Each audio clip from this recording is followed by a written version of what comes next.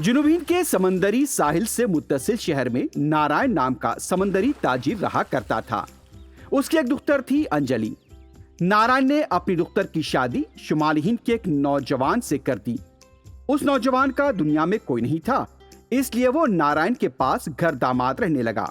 एक दफा नारायण और उसका दामाद समंदरी रास्ते से कारोबार के लिए निकले, लेकिन उनकी कश्ती पानी में डूब गई और दोनों इस दुनिया से चले गए। उधर अंजलि 3 माह की हामिला थी। वालिद और शौहर के न होने से वो बेसहारा और यतीम महसूस कर रही थी। तुम्हारे वालिद ने हमसे कर्ज लिया था, हम तुम्हारे घर का सामान ले जाएंगे। कर्जदार घर का पूरा सामान एक के बाद एक उठाकर ले गए। कुछ दिनों के बाद अंजलि ने एक बेटे को जन्म दिया। उसने अपने बेटे का नाम विजय रखा। अंजलि ने काफी मेहनत व मशक्कत से अपने बेटे की परवरिश की। जवान होने के बाद विजय मुलाजमत की तलाश में निकल पड़ा।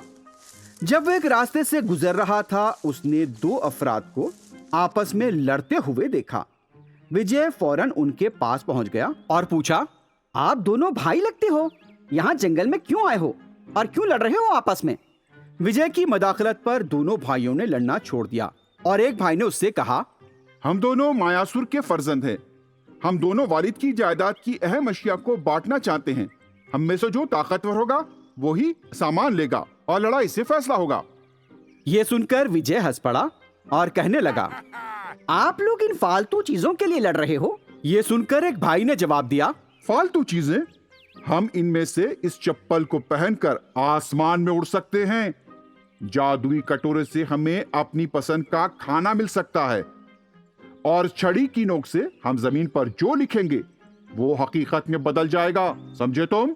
ये सुनकर विजय कहने लगा, लेकिन खुद को ताकतवर दिखाने का कोई और तरीका ढूंढो।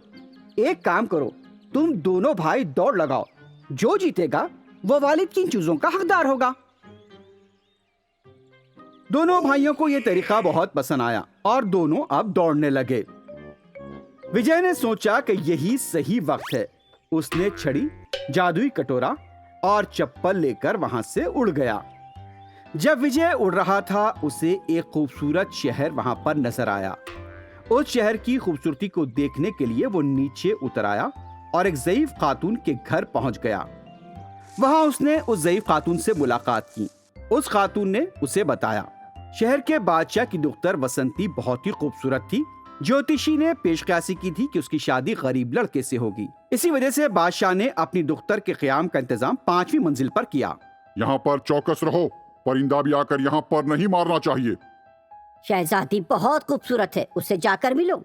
विजय को अब वसंती से मिलने की बेचैनी होने लगी। जादुई चप्पल पहनकर विजय महल की 5वीं मंजिल पर पहुंच गया और किसी को नजर न आते हुए पहरेदारों से बचता हुआ वसंती के कमरे तक पहुंच गया। वसंती पिंजरे में कैद परिंदे की तरह अपनी आजादी का इंतजार कर रही थी। उसने जब विजय को अपने कमरे में देखा तो वो उसे एक देवता समझने लगी। दोनों ने शादी करने का भी इरादा किया। तुम्हारे वालिद हमारी शादी को कबूल नहीं करेंगे, मैं तुम्हें अपने साथ तभी लिए चलता हूँ। विजय ने वसंती का हाथ थामा और अपनी जादुई चप्पल पहनकर किसी को नजर आए बगैर उसे लेकर वहां से उड़ गया। रात का सफर तय करने के बाद वो सुबह सवेरे एक मुकाम पर जाकर उतर पड़े। जादुई बर्तन की मदद से पकवान करके उसने अपनी भूख मिटाई और शहजादी को भी खिलाया। लेकिन वसंती, जो महल की आराम और आसाइश की आदत थी, उसे ऐसे वीरान मुकाम पर रहना पसंद नहीं आया। विजय ने अपने साथ मौजूद छड़ी से नीचे एक शहर की तामीर के लिए लिखा। कुछ ही देर में वहां एक पूरा शहर बन गया।